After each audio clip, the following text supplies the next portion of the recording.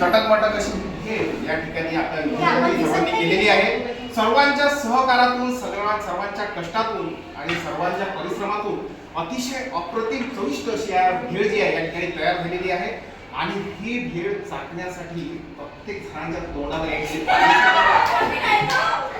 आणि प्रत्येक जण ही भेळ चाखण्यासाठी या ठिकाणी असा उत्कंठित झालेला आहे. आनंद जो आहे तो गगनात मावेल असा झालेला आहे. सर्वांच्या सुद्धा तोंडाला पाहू शकता. आणि या ठिकाणी या भेळेचा आस्वाद तर आहेच आहे, शिवाय विद्यार्थ्यांनी स्वतःच्या कष्टातून बनवलेली, स्वतःच्या परिश्रमातून बनवलेली मटकी उसळ सुद्धा या ठिकाणी आलेली एकदा दाखवून देतात का, म्हणजे छान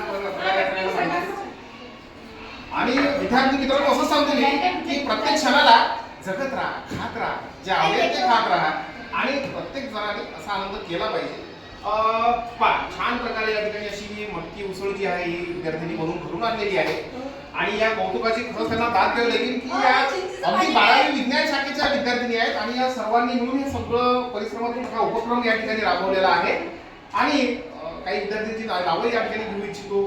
काठी आहे, कलाश्री आहे, अलकाश्री आहे, निकिता आहे, बघी आहे, यानंतर भटकर आहे, यानंतर काय नाव गुज्जर आहे, चिमू आहे आणि त्यानंतर गीता लावडकर आहे. आणि सरतेशेवटी प्राध्यापक मिलिंद वानकडे सर जागतिक भाषेचे प्राध्यापक आहेत, इंग्रजी भाषेचे प्राध्यापक आहेत आणि सर्वांच्या सहकार्यातून झालेली आहे. आणि आता आम्ही याला सुरुवात करतो आहे. एक अभंग या पहिले आम्ही या पूर्वी म्हणणार आहे आणि थोडीशी यासाठी तुम्हाला वाट पाहावी लागणार आहे. धन्यवाद. थांबू दे थोडंसं.